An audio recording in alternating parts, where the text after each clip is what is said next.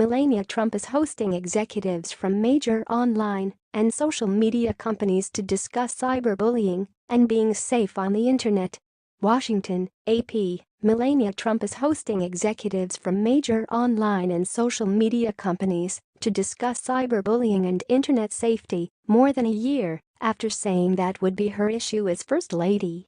The meeting Tuesday marks her first public event on the topic, a choice some observers have questioned given that her husband often berates people on Twitter. Amazon, Snap, Facebook, Google, and Twitter are among the companies that are expected to attend the meeting. The Internet Association and the Family Online Safety Institute said they will also be represented.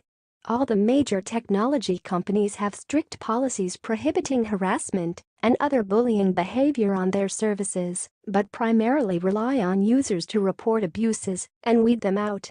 They try to clearly spell out the kinds of remarks and other posts that won't be tolerated in special sections such as one Facebook, the largest online social network, has set up. Instagram, a popular service among kids and young adults for sharing photos and videos, provides links to the U.S. government's anti-bullying site and tips from a cyberbullying research center on one of its help pages. But the efforts so far have fallen short, leading to rampant abuses that even some of the companies acknowledge have driven away or tormented portions of their audience. It got so bad on Twitter, which has 68 million U.S. users, that the San Francisco company vowed last fall to crack down on hateful tweets. Among other things, Twitter adopted new policies aimed at protecting women who unknowingly or unwillingly had nude pictures of themselves distributed online, a common bullying tactic. Yik Yak, another messaging app once popular among high school and college students, shut down last year, partly because schools banned it following complaints about bullying and harassment. Online bullying takes many shapes, but some of the most common tactics include posting embarrassing or salacious photos, making demeaning or cruel remarks under a photo or in a general post about someone, and sharing screenshots of what at least one person thought was a private text. Harassment is widespread and extends beyond teenagers. A Pew Research Center poll last year found 41% of U.S. adults believed they had been harassed online. The popularity and volume of content on major social media sites presents a huge challenge in policing what is being shared. Facebook, for instance, has 2.1 billion worldwide users who collectively share billions of posts on their pages daily. More than 300 hours of video is uploaded to Google's YouTube site every minute. The companies are also constantly struggling to balance the desire to prevent harassment and other abuses and maintain a commitment to freedom of expression. In some cases, they see harassment and still look the other way. For instance, some of President Trump's more vitriolic tweets have openly mocked and denigrated people, prompting calls for Twitter to shut down his account and ban him from its service. But Twitter has declined, maintaining the news value of the president's tweets eclipse complaints about him being a bully. There is no federal law that applies to bullying.